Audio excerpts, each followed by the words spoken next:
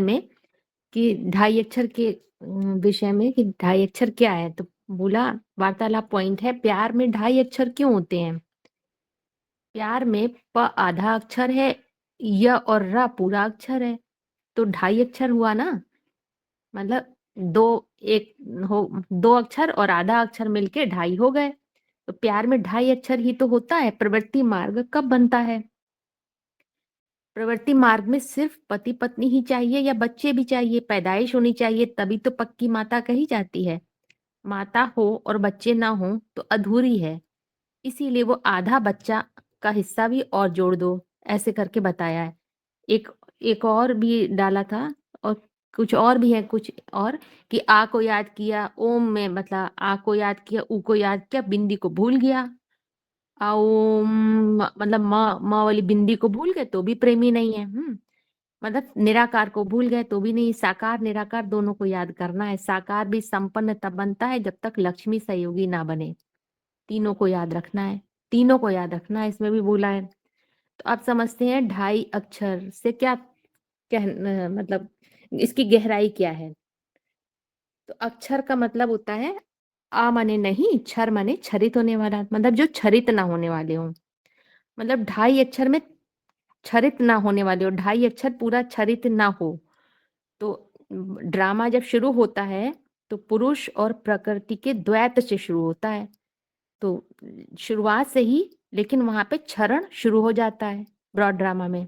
माने पुरुष और प्रकृति वो उनमें भी क्षरण शुरू हो जाता है। तो ये तो साबित हो रहा है कि ड्रामा की बात नहीं हो सकती है ढाई अक्षर। तो ढाई अक्षर किसके लिए बोला। तो ढाई अक्षर में दो तो हो गए, एक पुरुष और दूसरे दो नंबर को कहते हैं प्रकृति, एक को कहते हैं पुरुष। तो दो तो ये हो गए, पुरुष और प्रकृति, दो तो ये हो गए। और आधा जो हो गया उनका बच्चा हो गया। तो अब ये कैसे तीनों मिले कि अक्षर बन जाएं जिनका क्षरण ना हो। क्योंकि अभी बताया ड्रामा में होंगे, तो ड्रामा में तो क्षरण होता ही है। तो उस दिन जो भरत भाई ने इसका लिखा आंसर लिखा था कि दो प्रकृति और पुरुष मिले, मन और बुद्धि, उन्होंने बताया मन और बुद्धि मिले तो संकल्प पैदा हुए तो वो बच्चा हो गया। लेकिन यहाँ ये बात नहीं हो सकती। क्यों नहीं हो सकती। क्योंकि अगर देह भान में बुद्धि है तो हम लोग सभी जानते देह भान के आधार पे प्रकृति और पुरुष मिलते हैं। तो वो समझ लेते हैं वो लोग कि हाँ प्यार कर रहे हैं, प्यार कर रहे हैं, देह भान का प्यार है, मिले तो बच्चा पैदा हो जाता है। तो वो समझ रहे हैं कि पूरी फैमिली हो गई वो प्यार की वो। लेकिन नहीं, जो असली प्रेम होता है ना वो कब पैदा होता है। असली प्रेम में क्या होता है, पूर्णता होती है। वो अधूरा प्रेम है। जो देह के आधार पे प्रेम है वो ऊपरी ऊपरी प्रेम है। इस बात की गहराई को अभी समझिए अच्छी तरह से कि जो पुरुष और प्रकृति को अगर हम देह के स्तर पर समझ रहे हैं तो हमने यही कल्पना कर ली कि पुरुष प्रकृति मिले तो बच्चा पैदा। वहां पे इन्होंने ज्ञान में चलने वालों ने कह दिया भाई संकल्प के रूप में बच्चा पैदा हो गया। ये मिलन नहीं है। असली मिलन कब है कि जब पुरुष और प्रकृति मिले और इतनी गहराई से मिले कि उन दोनों मिलके, जो पुरुष आधा दो ऊर्जा है, दो ऊर्जाओं के तल पे मिले तो वो गहराई का मिलन है। तो दो ऊर्जाएं जब मिली तो मिलके एक तीसरा जो ऊर्जा पैदा हुई वो पूर्णता की ऊर्जा थी। तो अब बताइए दो अधूरे मिले और वो मिलके जो पूर्ण बन गया, तो वहां कोई संकल्प की दरकार होगी।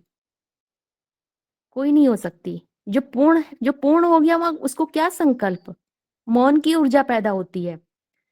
तो यहाँ यही बात समझने की, ये बड़ा गहरा पॉइंट है। ये समझने की बात है कि ये पूरा प्रोसेस दिखाया गया ढाई अक्षर कब बनेगा। ये विष्णु की यादगार बताई गई है।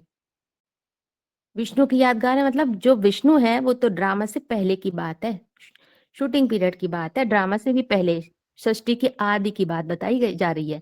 तो जहां वहां दो मिल रहे हैं, पुरुष और प्रकृति, तो उसके आधार पे जो पूर्णता पैदा हुई, दो ऊर्जाओं के रूप में मिलन हो रहा है, देह के तल पे नहीं मिलन हो रहा है।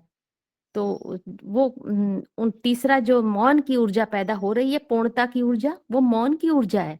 वही प्रेम की ऊर्जा है, असली प्रेम वही है। तो कहा जा रहा है वही बताया गया कि तो वेद शास्त्र उपनिषद ग्रंथ पोथी पढ़ने से जानकारी मिल गई इंफॉर्मेशन मिल गई, लेकिन कोई पंडित नहीं कहला सकता। सिर्फ ज्ञान का अहंकार बढ़ता है, लेकिन कब तक बढ़ता है? जब तक कि इस जानकारी का तंत्र ना पकड़ लिया हो। और उसका तंत्र क्या है जानकारी का? एक की पहचान हो जाए। एक क्या है? माने अपने पुरुष रूप की, अपने सत्य की पहचान, जिसे व्यवहारिक सत्य भी कह लेते हैं, क्योंकि उस एक का ही सारा विस्तार है। जो उसकी प्रकृति है वो उस एक का ही तो विस्तार है। तो अपने पुरुष तत्व की, सार तत्व की एक्यूरेट पहचान हो जाती है तो खुद ही जग जाती है। सच्चा प्रेम तब पैदा होता है समष्टि के प्रति। तो यहाँ पे जो प्रेम है, प्रेम के भी स्तर हैं। तो जो पुरुषार्थी स्टेज में प्रेम किससे होगा? एक से। हम्म पुरुषार्थ जब चल रहा है तो एक से कैसा प्रेम करना है? कौन करेगा प्रेम? एक है पुरुष रूप, दोनों ही तो प्रकृति है, परा और अपरा। तो नीचे वाला जो है पुरुषार्थी अभी नीची स्थिति में है, तो वो किससे? अपने पुरुष से। उसका लक्ष्य है, उसका आत्मभाव, वही पुरुष रूप, अपना सत्य, अपना सार, उससे प्रेम। अगर सच्चा प्रेम, अगर उसने एक से सच्चा प्रेम कर लिया तो एक को जानने से सबको जाना जा सकता है, सर्व को पहचाना जा सकता है, अपने जगत को पहचान सकते हैं, क्योंकि एक का ही तो सारा विस्तार है। तो जिसने इसीलिए कहा गया कि प्रेम को जिसने पढ़ लिया, प्रेम को पढ़ना माने उसमें जीने लगा। प्रेम को पढ़ना माने उसको जीने लगा। तो ढाई अक्षर ये, अब ये फिर इन दोनों का मेल से जब एक की पहचान हो गई तो दोनों का मेल हो गया, तो फिर विष्णु रूप प्रत्यक्ष हो जाता है। तो विष्णु रूप क्या है? पुरुष और प्रकृति, लक्ष्मी नारायण का मेल हुआ तो दोनों का मेल किस आधार पे होता है? जो परम पुरुष, जो ड्रामा से बाहर है। तो इसीलिए गीता में तीन प्रकार की कैटेगरी बताई: क्षर, अक्षर और परमात्मा इति उदाहरता है।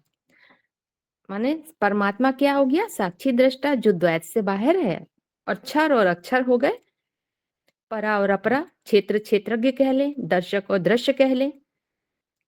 तो ये तीनों का मतलब तीनों को की जानकारी होनी चाहिए। तीनों का मेल तभी होगा कि दृष्टा वाली, जब दो का मेल होता है तो ड्रामा से बाहर आ जाते हैं। दो का गहराई से मेल, पुरुष और प्रकृति का गहराई से मेल होता है, तब क्या होता है?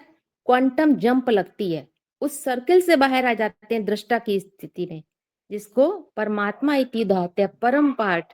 यही विष्णु रूप है, जिसको कहा गया विष्णु रूप। ये बैलेंस की स्टेज है जहां दोनों प्रकृति का मेल रहता है। तो इसीलिए ये बात बोली गई, माता पिता और बच्चा, इनको ढाई कहा जाता है, क्योंकि बच्चा ना हो तो माँ माँ नहीं कही जा सकती। तो ऐसे ही यहाँ पे ज्ञान और भक्ति, इनकी जोड़ी है, माता पिता हैं ये। तो जब ज्ञान और भक्ति मिलते हैं तो इनके मिलन से कौन सा बच्चा पैदा हुआ? वैराग्य रूपी। तो विष्णु को वैराग्य का प्रतीक माना गया है। और हिस्ट्री में भी इस बात का सबूत है कि अव्यभिचारी भक्ति होगी तो सत्य की प्राप्ति होती है। अव्यभिचारी माने सच्चा प्रेम एक से। सच्चा प्रेम कैसा प्रेम?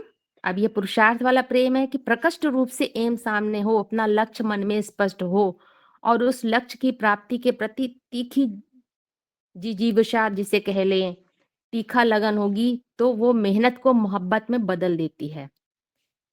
भक्ति आधार है ज्ञान रूपी बीज का।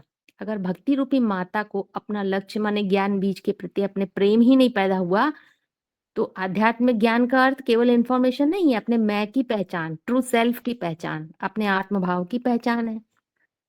तो तो दो क्या है? पुरुषार्थी रूप है जो अभी विस्तारवादी प्रकृति के आधार पे चल रहा है, जो अर्जुन है, प्रजापिता अर्जुन।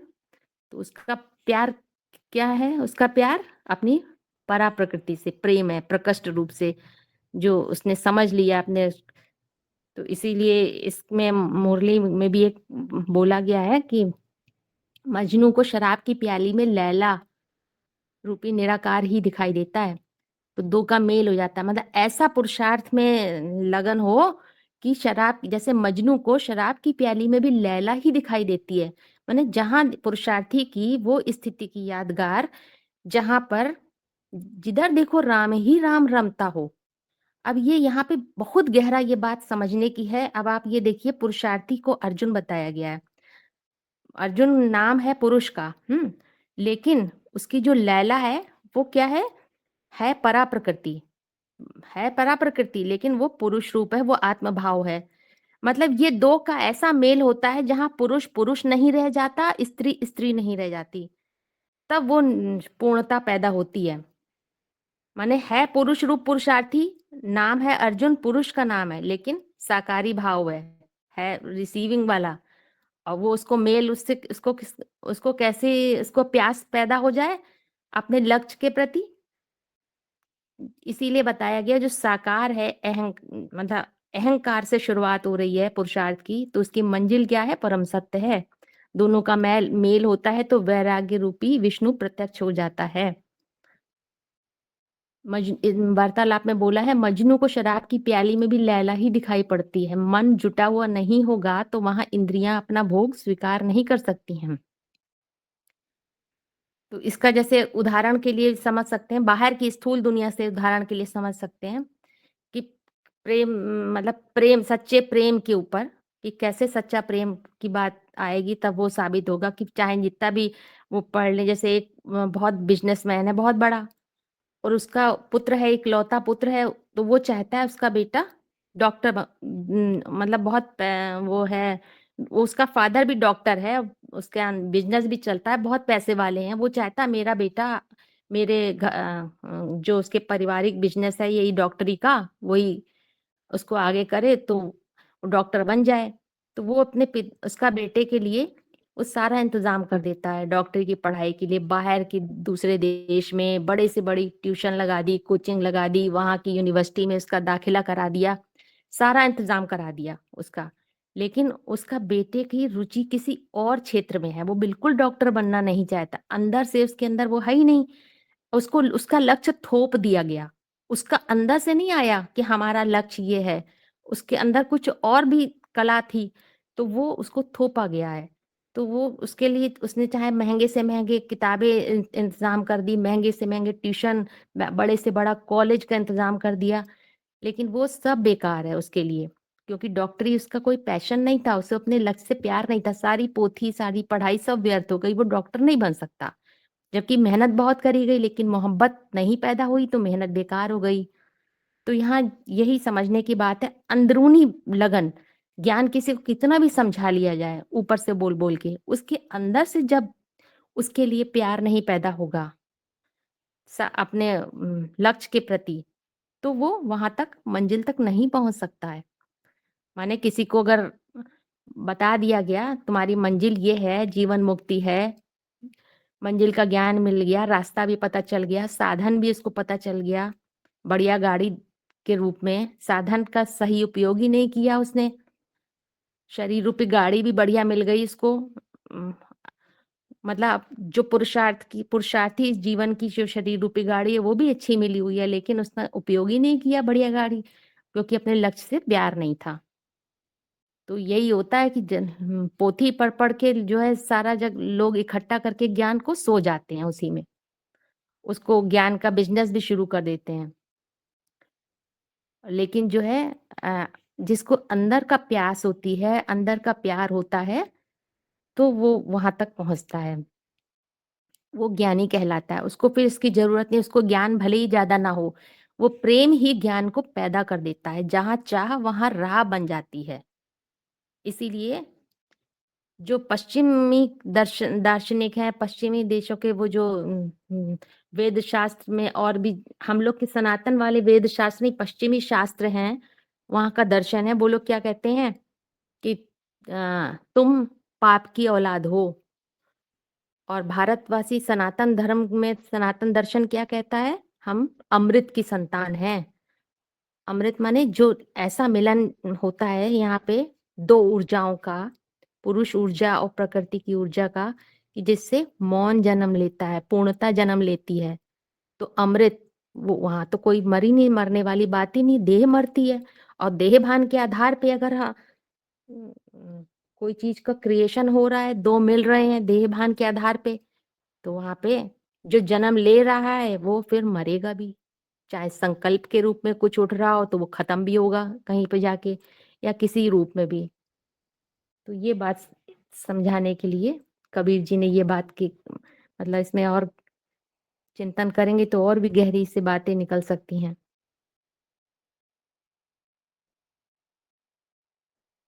इसमें कुछ थोड़ा स्पष्ट हो रहा है? हाँ, बहुत कुछ स्पष्ट हो गया।